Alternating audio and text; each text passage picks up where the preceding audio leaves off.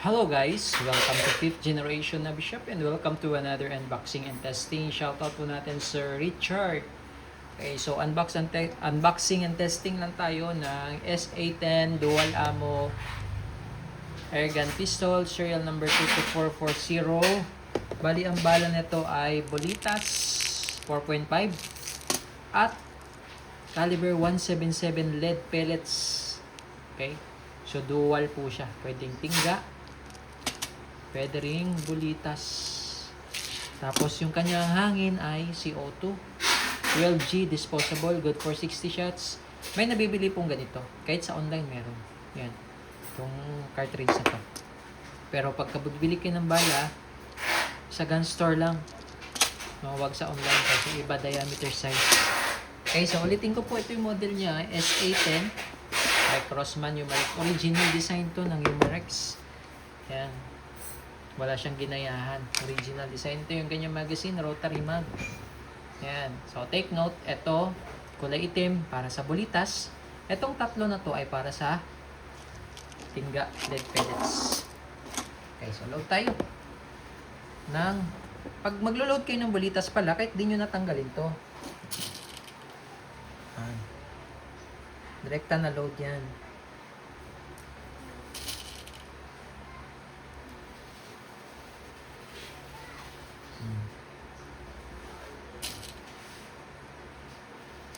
Yan.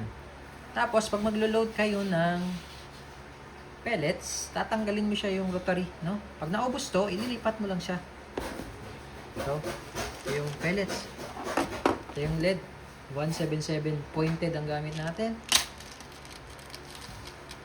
Ito yung harapan. Sa likod tayo maglalagay. Yan.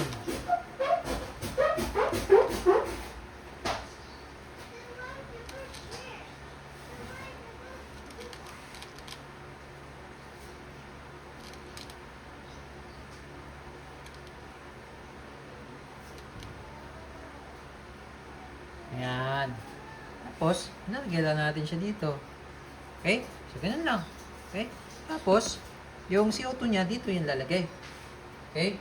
Bago tayo maglagay ng CO2, patakan lang muna natin ng kaunting oil lang. Meron naman siyang free.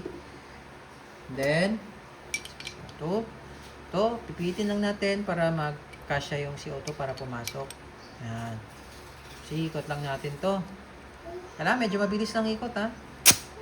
Kasi medyo mabagal tayo dyan at once na punctured na, misingaw na yan. Kailangan medyo mabilis ang ikot, mabilis ang pihit, tamang hipit lang. Okay? So, goods na tayo. Ngayon, dito tayo sa unit. Ayan, pwede ka maglagay dito ng flashlight. Ito pala, bakal to.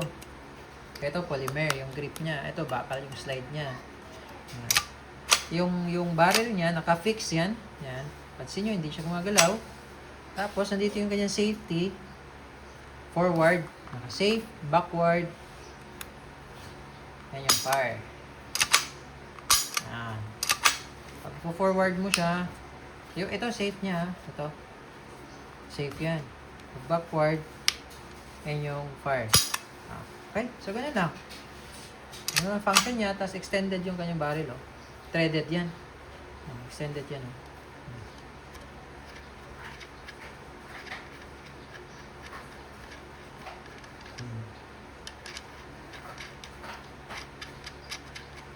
Diba?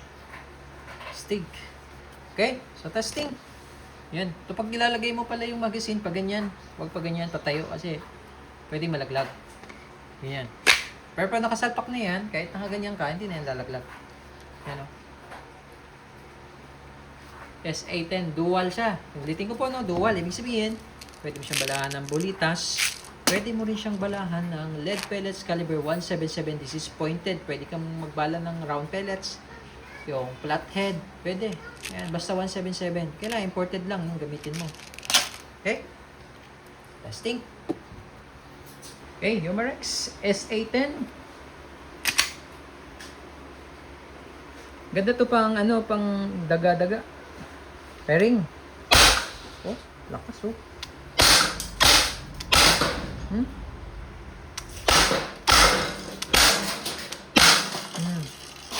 Walo lang.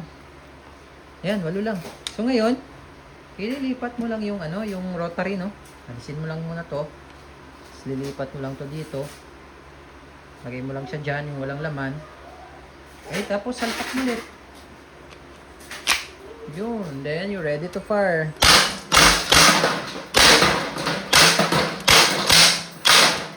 Okay, wala na. So, hindi siya nag-open slide ha, kasi nga rotary siya eh. Rotary. Okay, so yun oh. Solid. Oh, butas-butas yung lata oh. Oh, maganda siya pang daga no.